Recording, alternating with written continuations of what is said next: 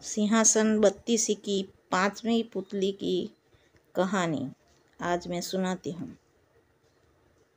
सिंहासन बत्तीसी की पांचवी लीलावती पुतली की कथा। हर एक बार की तरह पांचवें दिन फिर से राजा भोज सिंहासन पर बैठने के लिए उत्सुकता से आगे बढ़े। सिंहासन की तरफ कदम बढ़ाते ही उसमें से पांचवी पुतली बाहर आई और उसने अपना नाम लीलावती बताया। लीलावती ने राजा भोज से कहा, राजन, राजा विक्रमादित्य वीर होने के साथ साथ बड़े दानी भी थे। अगर आप भी उन्हीं की तरह एक दानवीर है तो ही आप इस सिंहासन पर बैठ सकते हैं। इतना कहकर लीलावती ने विक्रमादित्य की दानवीरता की कथा सुनानी शुरू की। एक बार राजा विक्रमादित्य के दरबार में एक ब्राह्मण आया। वह राजा से मिला और उसने कहा कि अगर आप तुला लग्न में एक महल बनवाएंगे तो उनकी प्रजा में खुशहाली आएगी और उनकी कीर्ति चारों ओर हो जाएगी। राजा को उस ब्राह्मण की बात सही लगी और उन्होंने महल बनवाने का फैसला लिया। हीरे जवाहरात, सोने चांदी और मोती से उन्होंने एक भव्य महल का निर्माण करवाया। महल तैयार होने के बाद राजा का पूरा परिवार, उनके रिश्तेदार और प्रजा उस महल को देखने के लिए आई। राजा विक्रमादित्य ने उस ब्राह्मण को भी आकर महल देखने का न्योता भेजा। सभी महल की खूबसूरती को देखते ही रह गए। वह ब्राह्मण भी महल देखकर दंग रह गया।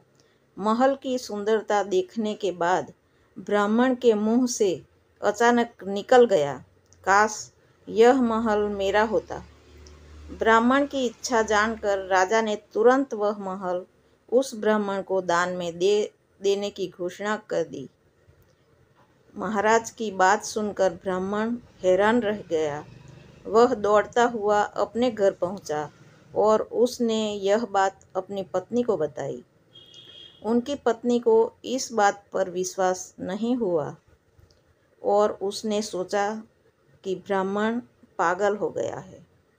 अपनी पत्नी को यकीन दिलाने के लिए वह उसे महल लेकर आ गया। महल को देखकर और लोगों की बातें सुनकर ब्राह्मणी भी हैरान रह गई। उसने पूरा महल देखने की इच्छा जताई। पत्नी की इच्छा को पूरा करने के लिए ब्राह्मण उसे महल दिखाने लगा। महल इतना बड़ा था कि देखते ही देखते रात हो गई और वो दोनों बहुत थक गए। थकान की वजह से दोनों महल के ही एक कमरे में सो गए। आधी रात को कुछ आवाज़ें आने लगी तो उन दोनों की नींद खुल गई। महल में भीनी भीनी खुशबू आ रही थी और ठंडी हवा चल रही थी। उसी समय उनका पूरा कमरा रोशनी से भर गया और फिर उन्होंने एक महिला की आवाज़ सुनी। उनकी आवाज़ सुनकर दोनों को ऐसा लगा जैसे माँ लक्ष्मी धरती पर आ गए हो। उन्हें बार बार एक ही आवाज़ सुनाई दे रही थी, मैं तुम्हारी इच्छा पूरी करने आई हूँ, तुम मुझसे कुछ भी मांग सकते हो। यह आवाज़ सुनकर वो दोनों डर गए। माँ लक्ष्मी ने अपनी बात 3 बार दोहराई, लेकिन उन दोनों ने कुछ नहीं मांगा तो वो वहाँ से चली गई। इसके बाद ब्राह्मणी बोली, जरूर इस महल में भूतों का साया है, तभी राजा ने हमें यह महल दान में दिया है। तुम कल ही जाकर उनसे कहो कि हमें यह महल नहीं चाहिए, हम अपनी कुटिया में ही ठीक है। वहाँ कम से कम हम चैन से तो सो तो पाते। ब्राह्मण को अपनी पत्नी की बात बिल्कुल सही लगी और किसी तरह महल में रात काटकर दोनों सुबह वापस अपनी कुटिया में चले गए। हाथ मुंह धोकर ब्राह्मण तुरंत राजा विक्रमादित्य के पास पहुंचा और कहा कि महल वापस ले लीजिए, हम इतने भव्य महल में नहीं रह सकते। इस पर राजा ने कहा, हे ब्राह्मण देव, वो महल मैंने आपको दान में दे दिया है, उसे मैं वापस कैसे ले सकता हूँ। ब्राह्मण ने राजा की एक बात नहीं सुनी और बार बार उनसे महल वापस लेने को कहने लगा। ब्राह्मण की जिद को देखते हुए राजा विक्रमादित्य ने कहा कि वह उस महल को उनसे वापस नहीं लेंगे, लेकिन खरीद सकते हैं। ब्राह्मण ने राजा की बात मान ली। विक्रमादित्य ने महल का उचित मूल्य देकर ब्राह्मण से वह महल खरीद लिया और अपने पूरे परिवार के साथ नए महल में रहने आ गए। एक रात जब राजा विक्रमादित्य महल में सो रहे थे तो दोबारा माँ लक्ष्मी वहाँ आई। उन्होंने कहा, राजन, तुम्हें जो चाहिए मुझसे मांग लो, मैं तुम्हारी इच्छा पूरी कर सकती हूँ। इस पर राजा ने कहा, माँ, आपके आशीर्वाद से मेरे पास सब कुछ है, मुझे अपने लिए कुछ नहीं चाहिए। हाँ, अगर आप कुछ देना ही चाहती है तो मेरी पूरी प्रजा पर धन की वर्षा कीजिए। ऐसा होने पर मेरी पूरी प्रजा संपन्न हो जाएगी। राजा की इच्छा जानकर माँ लक्ष्मी ने पूरी रात राज्य पर धन की वर्षा कर दी। सुबह उठकर जब लोगों ने इतना धन देखा तो वो सारा धन राजा विक्रमादित्य को सौंपने के लिए महल आ गए। राजा ने प्रजा के इस प्यार को देखकर उन्हें बताया कि यह सारा धन उनकी प्रजा के लिए ही है। इसी वजह से सब अपने अपने हिस्से का धन अपने पास ही रखे। उनकी बात सुनते ही पूरी जनता प्रसन्न हो गई और राजा की जय जयकार करने लगी। इतनी कहानी सुनाते ही पांचवी पुतली वहां से उड़ गई। इस कहानी से हमें यह सीख मिलती है कि हमेशा अपना दिल बड़ा रखना चाहिए। खुद के पास अगर सब कुछ हो तो दूसरों की भलाई के बारे में सोचना चाहिए। सिंहासन बत्तीसी की छठी पुतली रविभामा पुतली की कहानी। पांचवी पुतली ने महाराज विक्रमादित्य की कहानी सुनाकर जैसे ही राजा भोज सिंहासन पर बैठने लगे, तभी उन्हें छठी पुतली रविभामा ने रोक लिया। उसने राजा से पूछा कि क्या सच में वो इस सिंहासन पर बैठने योग्य है। रविभामा ने पूछा, क्या आप मैं महाराज विक्रमादित्य का वो गुण है जो उन्हें सिंहासन पर बैठने योग्य बताता है। जब राजा भोज ने निवेदन किया कि आप मुझे महाराज विक्रमादित्य के उस गुण के बारे में विस्तार से बताइए, तब राजा ने निवेदन करने पर पुतली ने राजा विक्रमादित्य के छठवें गुण की कहानी शुरू की, जो कुछ इस प्रकार है बहुत समय पहले की बात, जब महाराज विक्रमादित्य का राज्य था और चारों ओर खुशहाली ही खुशहाली थी, तब एक दिन महाराज वन विहार के लिए अपने रथ पर सवार होकर निकले। वह नदी के किनारे किनारे अपने रथ पर सवार होकर जा रहे थे कि उन्हें कुछ दूरी पर एक परिवार नदी के किनारे खड़ा दिखाई दिया। उस परिवार में एक पुरुष, एक स्त्री और साथ में उनका एक पुत्र था। उनके कपड़े देखने पर से उनकी गरीबी साफ पता चल रही थी। उन सभी के चेहरे चिंता और परेशानी से भरे दिखाई दे रहे थे। विक्रमादित्य उन सभी को देखते ही रहते थे कि अचानक तीनों ने नदी में छलांग लगा दी। राजा ने जैसे ही उन सभी को नदी में डूबते देखा, वह फौरन उन्हें बचाने के लिए खुद नदी में कूद पड़े। वह अकेले उन तीनों को नहीं बचा सकते थे, इसलिए उन्होंने मदद के लिए वरदान में मिले 2 बेतालों को बुलाया। राजा विक्रमादित्य ने परिवार में शामिल पुरुष को बचाया, वही बेतालों ने स्त्री और पुत्र की जान बचाई। सभी को सुरक्षित नदी से बाहर निकालने के बाद राजा ने उस पुरुष से पूछा कि आप कौन हो और क्यों ऐसे अपने पूरे परिवार के साथ नदी में कूद गए।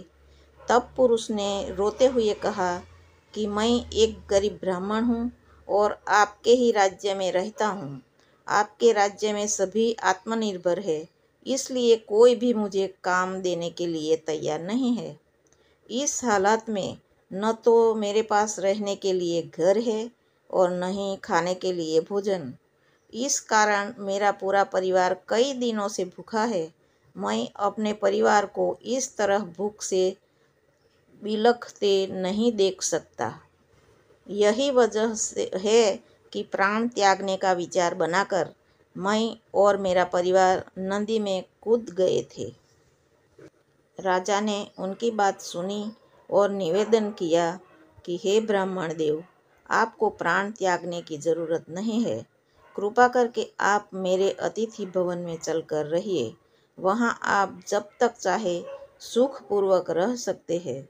राजा की बात सुनकर ब्राह्मण ने कहा कि अगर कुछ समय के बाद हमसे कुछ गलती हो और हमें अपमानित करके निकाल दिया गया तो हम कहाँ जाएंगे।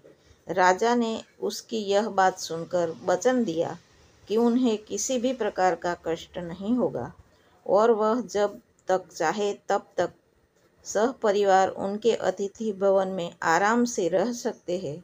ब्राह्मण ने राजा के वचन को स्वीकार किया और राजा के साथ अपने परिवार को लेकर अतिथि भवन में रहने चले गए। वहाँ के सुख और आराम से रहने लगे। उनकी सेवा में कभी कोई कमी नहीं की जाती थी। ब्राह्मण परिवार अच्छे से रहने लगा, लेकिन उनकी एक आदत बहुत खराब थी।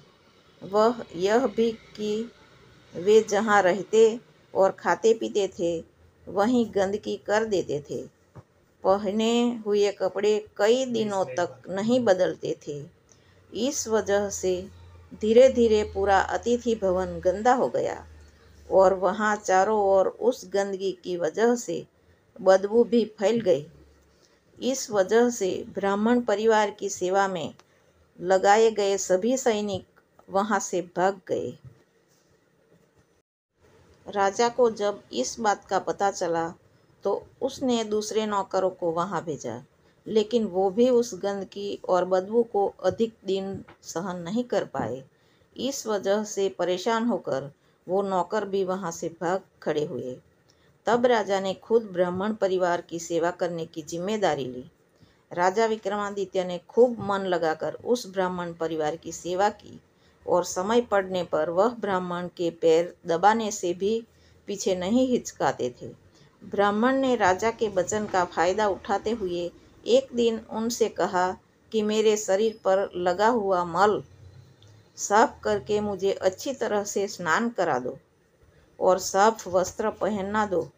राजा ने खुशी से उनकी यह बात भी स्वीकार की और जैसे ही वे मल साफ करने के लिए आगे बढ़े, अचानक वह ब्राह्मण देवता के रूप में सामने आ गए।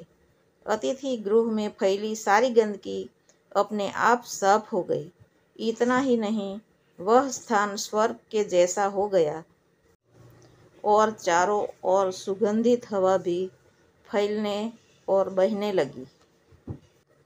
तब देवता ने अपना परिचय देते हुए कहा कि मैं वरुण देव हूँ और आपके नगर में आपकी परीक्षा लेने के लिए आया था। हमने आपके आतिथ्य की बहुत प्रशंसा सुनी थी, जिस कारण मैं पूरे परिवार के साथ यहाँ आया था। मैं आपकी इस सेवा से बहुत प्रसन्न हूँ और वरदान देता हूँ कि आपके नगर में कभी सूखा नहीं पड़ेगा।